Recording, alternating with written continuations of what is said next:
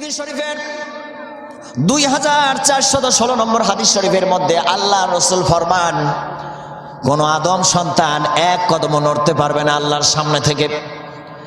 আল্লাহ রাব্বুল আলামিনের সামনে থেকে এক কদম এক চুল পরিমাণও সরতে পারবে না যতক্ষণ না 5টা প্রশ্নের উত্তর দিতে পারবে। যতক্ষণ 5টা প্রশ্নের উত্তর দিতে পারবে না ততক্ষণ পর্যন্ত তাকে এক কদম সামনে আগাইতে দেওয়া হবে না, সামনে যেতে দেওয়া হবে না তাকে। রসুল বলেন, সেই 5টা প্রশ্নের মধ্যে প্রথম নম্বর প্রশ্ন হচ্ছে, তোমার জীবনকে তুমি কোন পথে ব্যয় করেছো? তোমার যে হায়াতের জিন্দেগি, যে সময় দেওয়া হয়েছিল, এই সময়টাকে তুমি কিভাবে কাটিয়েছো? 2 নম্বর হচ্ছে যে যৌবনকাল আল্লাহ রাব্বুল আলামিন তোমাকে দিয়েছিলেন, এই যৌবনকালটাকে তুমি কিভাবে কাটিয়েছো? যৌবনকালের হিসাব দিতে হবে। যৌবনকালের হিসাব দেওয়া ছাড়া তরুণ কিয়ামতের ময়দানে আল্লাহর সামনে থেকে এক কদম সামনে অগ্রসর হওয়া যাবে না।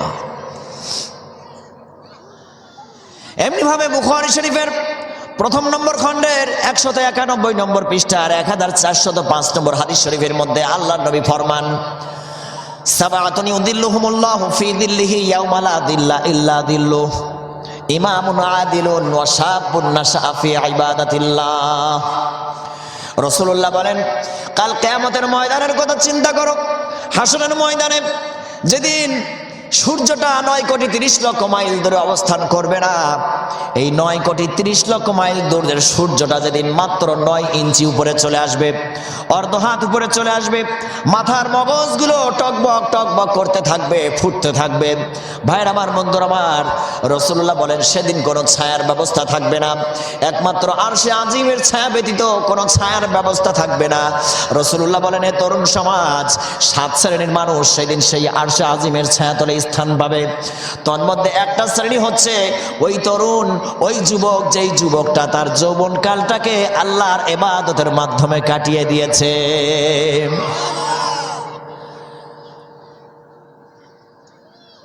আমরা যদি একটু নিবিড়ভাবে লক্ষ্য করি, ইসলামের গোড়ার দিকে যদি লক্ষ্য করি, প্রত্যেকটা সেক্টরে যুবকদের অবদান অনস্বীকার্য।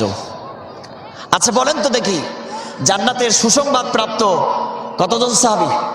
10 জন।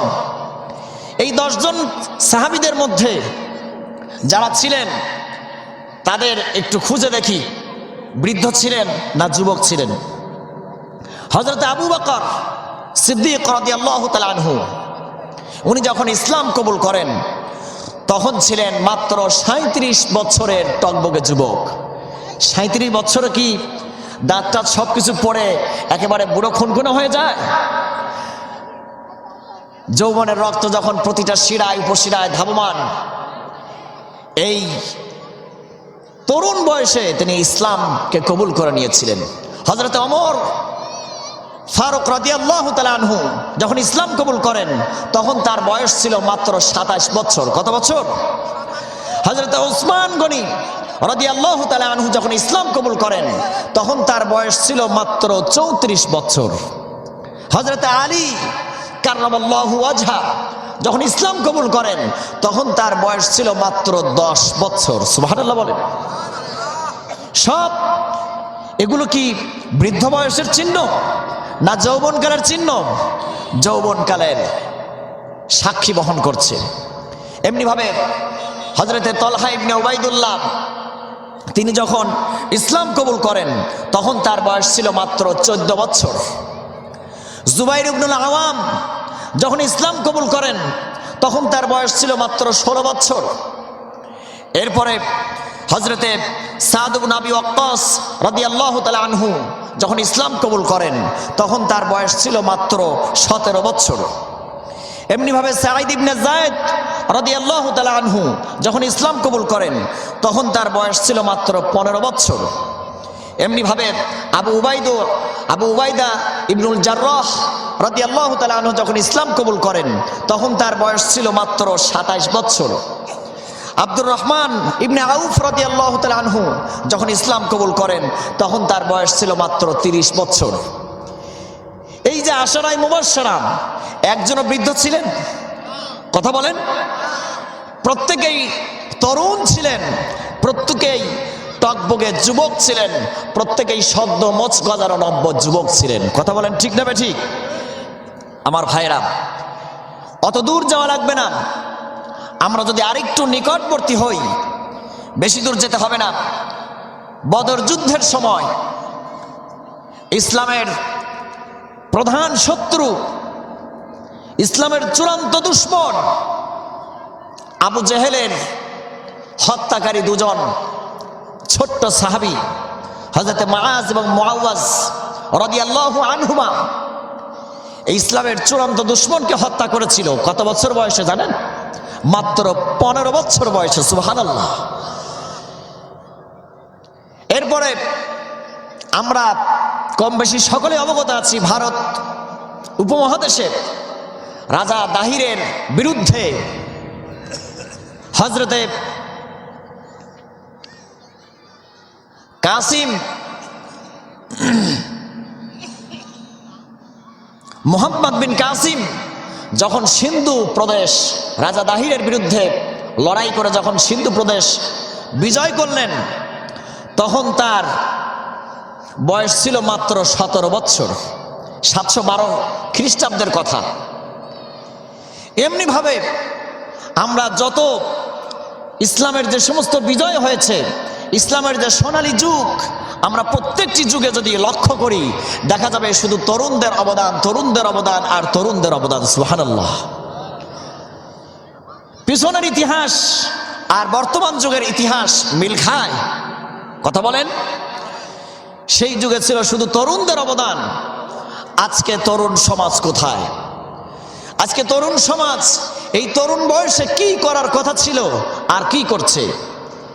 এই তরুণরা তো থাকার কথা ছিল মসজিদের মধ্যে। তরুণ সমাজকে আজকে মসজিদের মধ্যে খুঁজে পাওয়া যায় না। মসজিদের চিত্র দেখলে পরে মনে হয় এই নামাজ বোধ হয় শুধু অশীতি পাওয়ার বৃদ্ধ লোকদের জন্য, যারা খুন খুনে বুড়ো হয়ে গিয়েছে এদের জন্য মনে হয় মসজিদ। নাউজুবিল্লাহ। তরুণদেরকে দেখা যায় না। আমার ভাইরা, সমাজের এই চিত্র পরিবর্তন করা লাগবে কি লাগবে না? কথা বলেন, লাগবে কি লাগবে না? কিভাবে করব? তরুণ সমাজ যদি মাথায় হাত দিয়ে যদি বসে থাকি, তাহলে কি এইটা পরিবর্তন করা সম্ভব? কোনোভাবেই সম্ভব না, কোনোভাবেই সম্ভব না। তরুণ সমাজকে সোজা হতে হবে।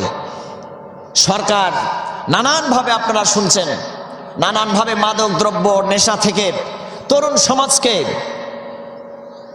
তাদের মূল্যবান জীবনকে রক্ষা করার জন্য নানানভাবে প্রশাসনিকভাবে তা আইন পাশ করছে, যেন কেউ মাদক দ্রব্যের শিকার না হয়।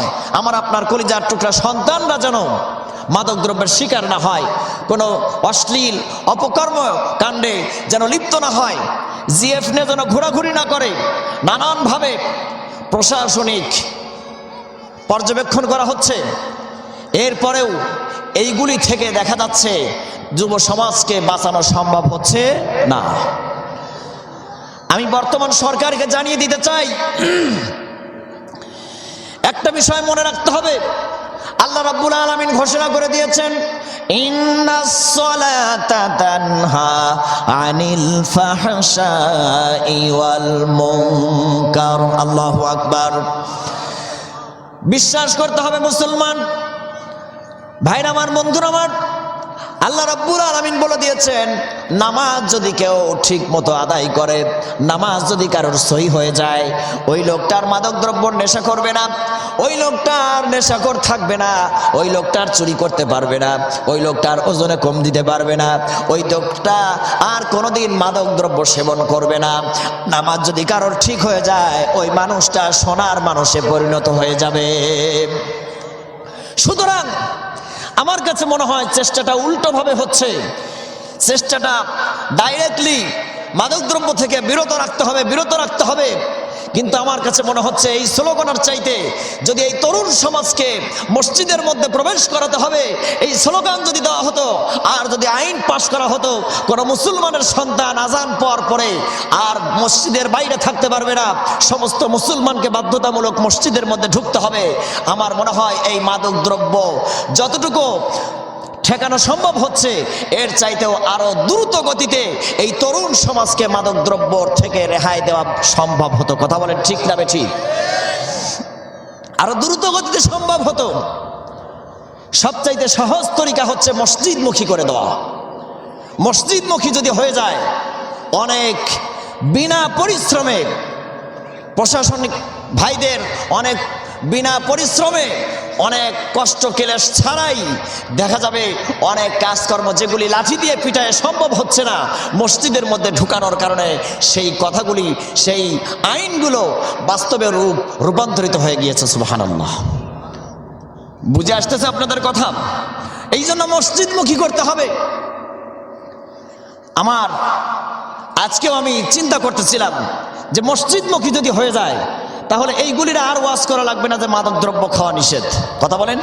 যেই মানুষটার সম্পর্ক আল্লাহর সাথে হয়ে যায়, যেই মানুষটা 5 ওয়াক্ত নামাজের পাবন্দী হয়, ওই লোকটা যদি নামাজ যদি ঠিক হয়ে যায়, ওই লোকটাকে আপনি পিটিয়েও আর ওজনে কম দেওয়াইতে পারবেন? কথা বলেন?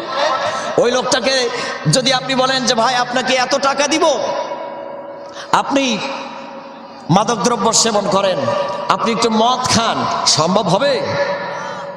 এই কথার বাস্তব প্রমাণ কি আর দেওয়া লাগবে? সুতরাং নামাজি বানানোর চেষ্টা করা। যত অশ্লীল অপকর্মকাণ্ড আছে, এই তরুণ সমাজকে যদি বাঁচাতে হয়, তাহলে কোথায় ঢুকাইতে হবে? কোথায় ঢুকাইতে হবে তরুণ সমাজকে? মসজিদের মধ্যে ঢুকাইতে হবে। মসজিদের মধ্যে ঢুকালে পরে দেখবেন পরিবর্তন অটোমেটিকলি শুরু হয়ে যাবে। আমার ভাইরা, এই জন্য তরুণ সমাজকে মসজিদের মধ্যে ঢুকাতে হবে। আর এই তরুণ সমাজ সর্বপ্রথম ইসলামের নবী জনাবে মুহাম্মদুর রাসূলুল্লাহ সাল্লাল্লাহু আলাইহি সাল্লামকে, আমরা এতক্ষণের আলোচনা দ্বারা যেটা বুঝলাম, রাসূলুল্লাহকে সর্বপ্রথম ইসলামের জন্য সহযোগিতা করেছিল কারা? এই তরুণেরা। রাসূলুল্লাহর সাথে সহযোগিতায় হাত বাড়িয়ে দিয়েছিলেন কারা সর্বপ্রথম? কথা বলেন? তরুণেরা। এই তরুণেরা সর্বপ্রথম রাসূলুল্লাহর সাথে হাত বাড়িয়ে দিয়েছিলেন, রাসূলুল্লাহর সহযোগিতায় এগিয়ে এসেছিলেন এই তরুণেরা। সুতরাং আজকেও ইসলামের ক্ষেত্রে অবদান রাখতে হবে এই তরুণ সমাজকে। তরুণ সমাজ যদি ইসলামে দীক্ষিত হয়, তাহলে ইসলামের মেরুদণ্ড অত্যন্ত দ্রুত গতিতে সোজা হয়ে যাবে। ইসলামের মোড়টা খুবই তাড়াতাড়ি ঘুরে যাবে। এই নির্যাতিত নিপীড়িত মানবতার মুখে হাসি ফোটানো সম্ভব হবে এই তরুণ সমাজকে ইসলামের মধ্যে দীক্ষিত করার মাধ্যমে। আমার বন্ধুগণ, আমার তরুণেরা, ইসলামের মধ্যে তরুণ সমাজ যখন ধাবিত হবে, দীক্ষিত হবে, মুসলমানরা যখন ইসলামের মধ্যে ধাবিত হবে, তখন আমাকে আপনাকে সবাইকে যে কথাটা মনে রাখতে হবে, আমার আপনার উপর কিন্তু পরীক্ষা শুরু হয়ে যাবে। কি শুরু হয়ে যাবে? পরীক্ষা দেওয়া লাগবে। পরীক্ষা ছাড়া কিন্তু আমার আপনার মর্যাদা বাড়বে না। কথা কি বুঝে আসতেছে আপনাদের? পরীক্ষা দেওয়া ছাড়া মর্যাদা বাড়বে না। আপনি কি আমাদের জন্য আল্লাহ রাব্বুল আলামিনের কাছে প্রার্থনা করবেন না, দোয়া করবেন না? ইয়া রাসূলুল্লাহ, এই বিপদ আর কতদিন আমাদের উপর থাকবে? আমরা তো আর সহ্য করতে পারছি না। রাসূল করিম সাল্লাল্লাহু আলাইহি সাল্লাম সাহাবায়ে কেরামকে সম্বোধন করে বললেন, এ আমার সাহাবীরা, তোমরা বিপদের কি দেখেছো? তোমরা তো বিপদের এখনো কিছুই দেখো নাই। তোমরা কি ওই কথা শুনেছো? তোমরা বিপদের তো কিছুই দেখলে না। পূর্বের দিকে তাকিয়ে দেখো, পূর্বের জামানার লোকদের মধ্যে কি রকম অবস্থা ছিল একটু খেয়াল করে দেখো। পূর্বের জামানার লোকদের মধ্যে এমন পরিস্থিতি ছিল, কোন লোক যদি ঈমান এনেছে, ঈমান আনার করার কারণে, ঈমান আনার অপরাধের কারণে তাদেরকে শুধু ঈমান এনেছে, এই অপরাধের কারণে তাদেরকে কোমর পর্যন্ত গেড়ে দিয়ে মাথার উপর করাত রেখে সেই করাত দিয়ে জীবিত মানুষটারে ছিঁড়ে ছিঁড়ে দ্বিখণ্ডিত করে ফেলেছে। ভাইরা আমার, বন্ধুরা আমার, রাসূলুল্লাহ আরো বলেন, এই ঈমান আনার অপরাধে লোহার চিরুনি দিয়ে এই চামড়ার শরীরটাকে এবং এই গোশত দিয়ে, এই চামড়ার শরীর দিয়ে চামড়া এবং গোশতগুলোরে লোহার চিরুনি দিয়ে এইভাবে আশ্রিয়ে আশ্রিয়ে তাদেরকে কষ্ট দেওয়া হয়েছে। আমার রাসূল বলেন, এত কষ্ট দেওয়ার পরেও, এত নির্যাতন করার পরেও, করাত দিয়ে জীবিত মানুষটারে দ্বিখণ্ডিত করে ফেলার পরেও, এরপরেও তাদের অবস্থা ছিল এই রকম, ঈমান থেকে চুল পরিমাণ তাদেরকে টলাতে পারে নাই।